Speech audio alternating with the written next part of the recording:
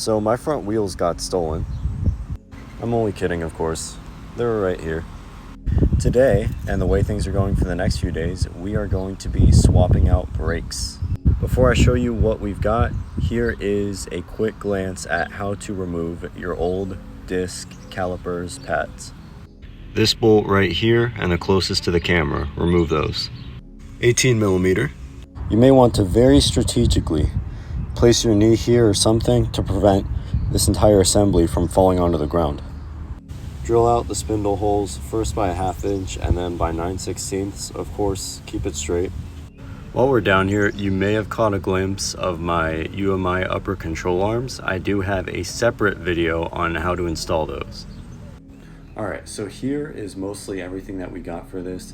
Should you be doing this yourself on your 4th gen Fbody, I will include links to everything in the description. Banjo bolt in here. Caliper bolt and caliper kits in this one. Base C7, of course I went drilled and slotted. Rotors, and these are about 1/2 inch bigger than your base 4th gen Fbody rotors. They came with these nice pads as well. And the big box with smaller boxes, and in those are your 4-piston Cadillac ATS Brembos. If you have a street car, these are very ideal rather than stepping all the way up to a 6-piston CTSV Brembo caliper. And unlike those, these will clear 17s, so if you want to run a 17 skinny up front and then thick 15s in back, you can do it with this. So now we just switch brake lines and then get everything mounted up. 13-inch bolt. Look at that. Doesn't that look much nicer? Oh yeah, it's all coming together. Now you remove the little blue butt plug on the new one. New banjo bolt goes through the line. Yeah, we're definitely putting new fluid in there, and I'm going to let that drain for a bit. Before you put anything back on, you can nicen up the hubs if you'd like. I used a drill with a steel brush end. You can use a handheld steel brush if you'd like. This is going to be a little more effective though. Well, no, much more effective. After putting in your line and your banjo bolt, I just mocked it up like this to make it easier for me to put that line in the back. You obviously take this off and then slide in your new rotor. After you slide your rotor on, then you present your caliper bolts into the caliper. And let's just take a moment to appreciate this mock-up. Look at how beautiful. Take a good long look, because it's not going to look like that forever. Depending on the washer that you pair with the top bolt, you may have to shave a portion off of the washer so that it clears.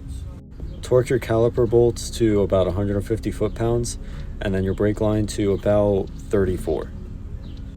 Once you've done that, you can slide your new pads in, and cool thing about Brembos, they just slide right in, like so.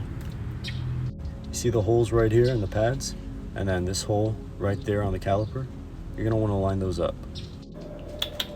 Hi, honey. Anyway, this is where our caliper kit comes into play.